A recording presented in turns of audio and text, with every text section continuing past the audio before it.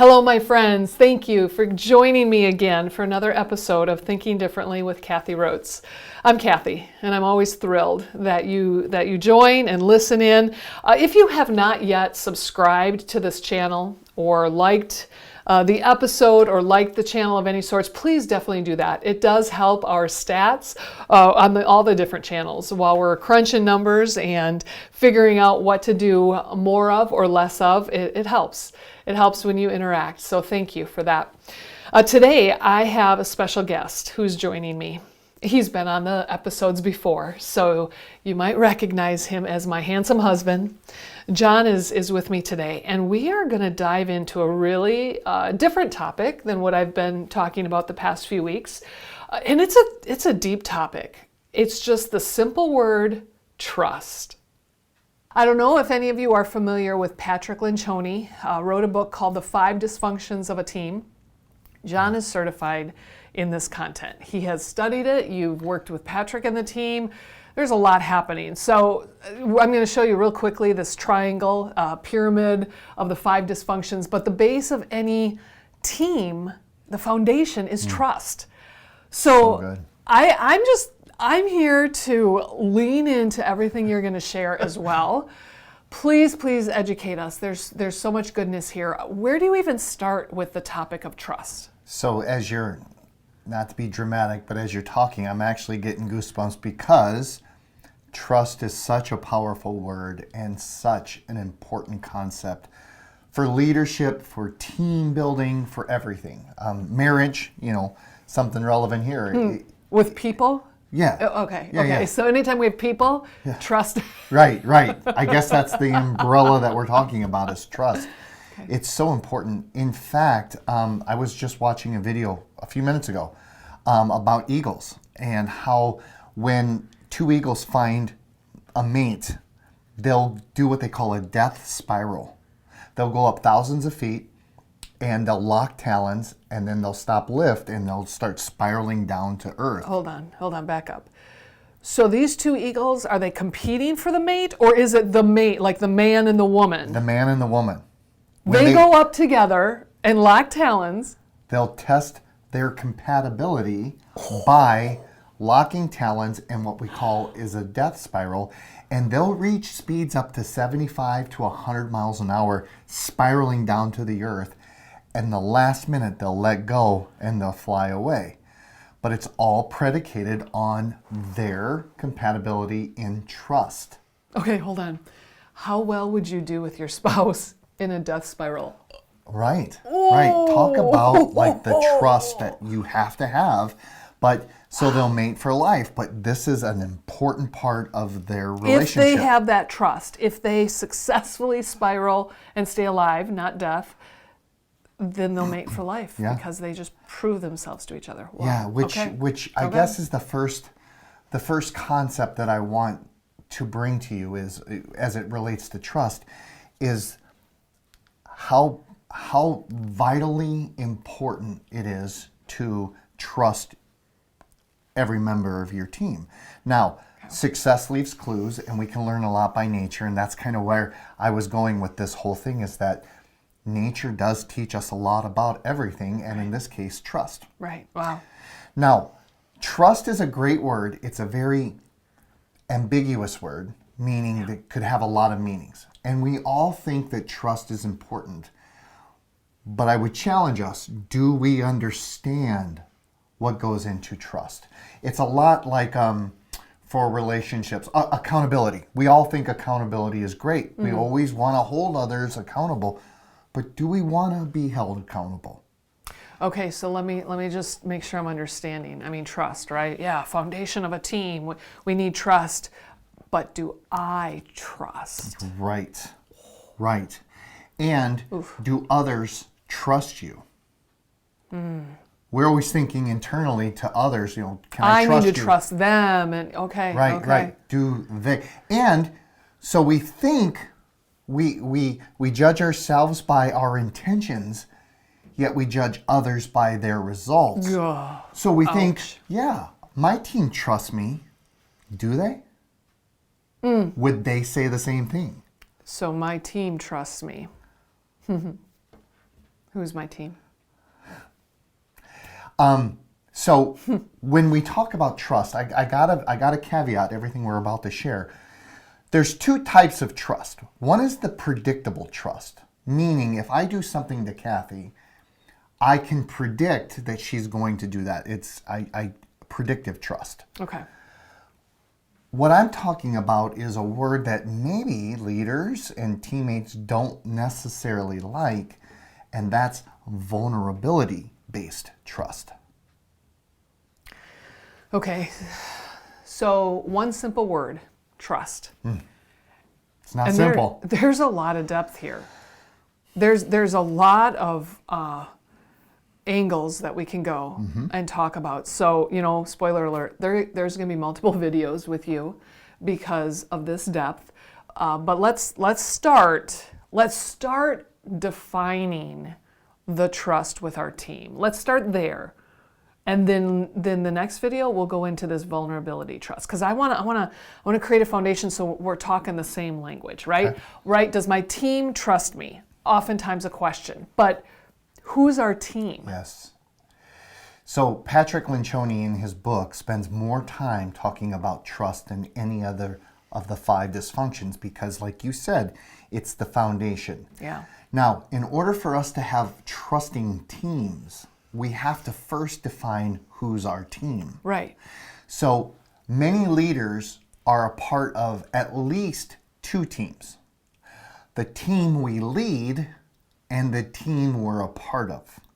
Okay, so it's the team we lead, meaning they report to us, Correct. right? And then the team we're a part of, well, for this example, that's your leadership team, Yes. right? It's your peers, in essence. Yes. Okay. And if we're being transparent, vulnerable, I would challenge us that we tend to trust the teams we lead more than the teams we're a part of. Ooh. Now, there's some dynamics here on why that's so. Now, if I'm wrong, not the first or the last time, but the reason why we would trust the teams we lead is because, one, we have more proximity with them. We spend Okay. more time with them. Okay. We're probably the ones that put the team together. We chose them. We chose them. Okay. Yeah, it's easier to trust the team, not easy, but easier to trust the team that we lead just because they're our team. We probably have said that multiple times. That's my team. That you've invested in them, you know them, Yes. you've figured out what they like, what they don't like. I mean, it's kind of like parenting. There's my kids, and there's you, my spouse. So my kids is the team that I'm leading. You are my peer. You're the one that I need to trust. So I like that pause there. I love kids, but you love your kids more.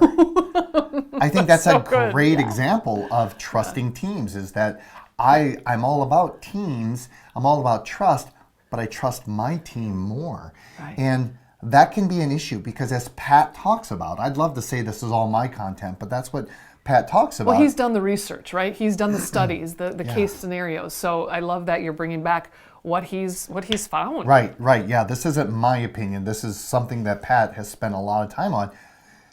He says that given the choice, we really need to make sure we're strong members of the team we're a part of, more so than the team we lead. So if there's a priority, we need to create stronger trust in our peer relationship with the leadership team Yes. rather than focus on the trust with our team members.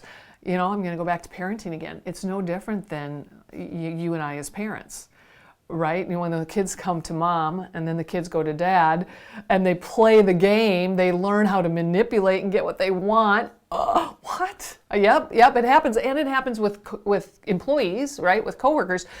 But the trust has to be rather than, mom said that? Well, that's just stupid. Yeah. So I think about the path of least resistance.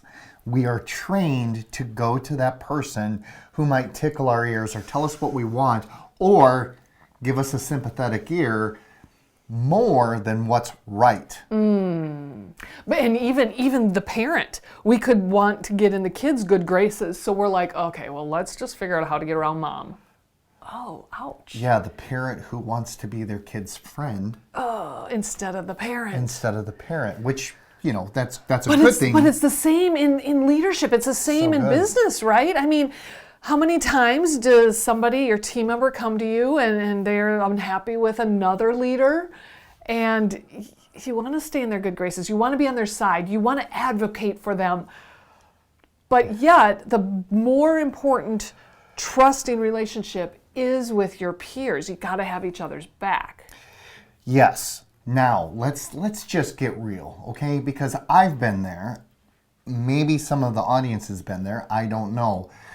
But have you ever said to your team, let's just do what they say for a while, and then when this is all over, or after a while, it may not be as important. We start to, I like that word, advocate for our team. Hey, just do what they want us to do. Now, you're kind of turning your back on the team you're a part of for the team that you lead. And your team, they won't forget this. Your team members, right, won't forget it. Versus your peers. So we operate, and this is a concept that I try to do. Is that we're supposed to operate as though the mic is hot. Like the microphone. Yes. The microphone. Yes. Like we're always being recorded, we're always being heard Yes. and listened to and remembered. Okay. As we talk, think about if you were microphoned over a loudspeaker. If there's things that you wouldn't want people to hear, maybe we shouldn't say it. And this starts that foundation of trust. So, if we don't have the trusting team that we're a part of, we begin to sound like an ambassador to the United Nations, where we come to work for our constituents, our team, versus the value of your peers. Our peers. So we're coming ready to go to battle for our country. Yes. And prove that our country is worthy of whatever, and we forget the power of combining together with our peers. The value of the team that we're a part of. Now, I think part of the trust and the vulnerability-based trust, lies in when we're all together. It doesn't mean necessarily that you and I are going to agree on everything. But when that door opens from that strategic board session and we go to our teams, we have to be a united front. Otherwise, what you hear is kind of what we talked about. Well, I think this is a dumb idea, or let me help a little bit. No, you don't need my help? Okay, good. And then when something falls apart, we'll say, well, I didn't think it was a good idea anyhow. If we're going to enter into trust, which we all agree that this is a smart, intelligent, valuable thing, we have to be fully a part of trust, being vulnerable with trust. Kind of trusting even when we don't fully embrace it or believe in it yet. We trust the people on the team. We trust that it will come together for the betterment of the organization. Right. And then not go in silos once we get in front of our team and say, well, it's not a very good idea anyhow, but just wait. We can't do that. Okay. Well, there are so many angles we can go from right here, but I need something. I need some takeaways to just help me get into a better place in my mind, maybe, to trust my peers, to trust the team that I'm on. So this is going to sound very simple, but just stay with me for a moment, okay? Operate with the concept of do what you know is right. Now, I know that sounds very simple. Do what you know is right. So, can I get geeky just for a moment? Yeah. Okay. I'm good. Can't help it. So, there's, in 1991, they found, at the time, 40,000 sensory neurites in your heart. Now, what is a sensory neurite? it's the same thing that we have up in our brain that rationalizes and has cognitive skills. Okay, back up. What year? 1991 it was found. Okay. It was published in 94. So, And how many? well, at the time it was 40,000 sensory neurites. Okay. A neurite can rationalize. Okay? In our heart, where we think feeling is all. Right. Ooh. And it's by our bloodstreams. So where the blood comes out of our heart, it's like fibers. That's in our. So when we say follow your gut, there's a lot of truth to that. Well, they do find that some of the same everything in our gut is also in our brain. Yes. So Science is now proving that. So when I say do what you know is right, follow your gut, there's a lot of truth. There's a lot of science behind it. Now here's the thing about following our heads or following our guts. They're both talking to us. Our head uses a lot of words. We start to rationalize. We go back in the annals of history and think, if I did that last time, this is what I... So logic, facts, yeah. rationale. Yeah. I mean, we almost get in the way of ourselves when we do that. Emotional intelligence is right here. And there's value there. Yeah. Your heart talks to you too, but it's very clear and concise. It won't use 5 words when 1 word will do. Okay, hold on. Your heart is very clear and concise. This is where you know, but you can't prove. So good. That is absolutely. So, Which makes it even harder to do because you have no proof. It has no logic. Doesn't make sense. So I'm going to dismiss it. I'm why going to am push I it away. feeling this way? Right. But there's so much value. There's to so pay much attention. value. Okay. Yes. Okay. And so my first thing on trust, and by the way, I have to say this again. I think I've already said it. I got to say it again. This isn't something I have on lock. This is not an easy thing for me to do, and here I am talking about it. I'm just being honest and vulnerable but it's not easy. But you always know what the right thing is to do. You'll always know. We know this in coaching. What's the right thing for you to do? Okay, hold on. Back up. So I know that many of you, me included, you included, you've been on a team where you knew another peer was not trustable. They were not a qualified leader. They were not trustable. How do we do this now? Yes. Now I'm supposed to do what I know is right. I'm supposed to come out as a united front. I'm supposed to speak to all of my team members with that level of trust for somebody that I don't have it for them. Right. Okay. That's a great point. Now we're getting honest, right? We're unpacking this. Okay. There are people, I might have said this in the past, that I ain't never trusting that person. There's no way I'm going to trust this person. Well, that makes you a great team member, doesn't it? But we're all Yes. guilty of this. I know. So how do we navigate that? Because that is reality, and that's where I want to speak, is from reality and not Perfection. Yeah, right. Pie in the sky. Yeah. Is that the right word? Sure, tiptoeing through the tulips, There whatever you you want to say, right? Rather than, and you just said it, here's the secret. Rather than to look at the word trust, think of the word professional. We all know, even though it's you can't touch it, but there is a thing called professionalism. Yeah, that's good. And so, if I'm not going to trust them, I still need to be professional. Okay, so I had a wise leader tell me one time. Well, let's back up. I had a situation with a peer. It was like 2 cats coming at each other. We were not. Oh, it was awful. Thankfully, it was just her and I in a room. But yeah, that set me off, and no way will I ever trust this person. And I didn't go to HR. I didn't go to my boss. I just bottled it up and processed it. Well, my boss found out about it. So she addressed it with me. And I had a lot of emotion because it was still bottling. It was still boiling. And I was mad. I was frustrated because I didn't feel like I was being heard. What about my side of it? And what about, this is wrong, right? This is wrong. And she said to me, whatever you do, just be professional. Wow. Here's what she really said. Whatever you do, shut up. Don't go gossip to everybody. Don't go complain to everybody. Don't go whining and crying, hoping other people are coming to your side. Just shut up.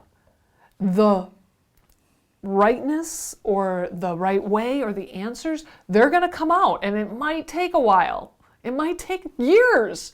It may never happen. It may never happen while I'm there, but yet karma happens. Right? Well, the saying is another word. Well, karma happens. We'll keep it clean. But that's so true. Now, when we say stay professional, what does professional look like? You know what professional looks like. Yeah, just like I said, you know what? Shut up. Don't be gossiping. Don't be speaking bad of the person. Go on with your way so your character and integrity does not falter. And we use terms like hold your image or think above the line. Woo, there it is. Above the line. Above the line. You know when you're being below the line. Oh, and sometimes it's okay to be below the line. However, as long as someone else is holding your image, like in coaching. I don't know anything that goes on. Kathy and I are very, very careful on that. But I know that there are times when I coach my clients when they have to go below the line. They just need to. In a safe space. In a safe space, right. You create that environment. That's okay if you go below the line. I'll hold your image. We're not going to stay there. We're going to challenge you to come back up within that time period that we're together. And when we're done, you're going to take your image back and we're going to go above the line. So those are all things. You know what professionalism looks like. You may not want to be, but you know you need to be. This is all part of a trusting team. Now remember, the book says the 5 dysfunctions of a team. I've changed the terminology, all respect to Pat, is the 5 effects of a high-performing team. Not of a average performing team, because this isn't easy. Come on. Right. But high-performing teams must have trust, not necessarily predictive trust, but vulnerability-based trust. Well, what happens when I'm never going to trust you? Be professional. Be professional. Be professional. Okay, so let's wrap it up in a simple package in my simple terms here to make sure I'm understanding you. First of all, trust is important. The team we're talking about are your peers. You're on a leadership team, it's leader to leader. When you go into your weekly meetings, that's the board meeting, right? Or that's the United Nations meeting where you're going to hash it out, yell at each other, scream, cry, whatever it takes. But by the end, it's kind of like coaching, right? Scream, cry, whatever it takes. But by the end, we're figuring out who is it that we want to be? Thus, what do we need to do? When that door opens and we all leave that meeting, we have to be a united front.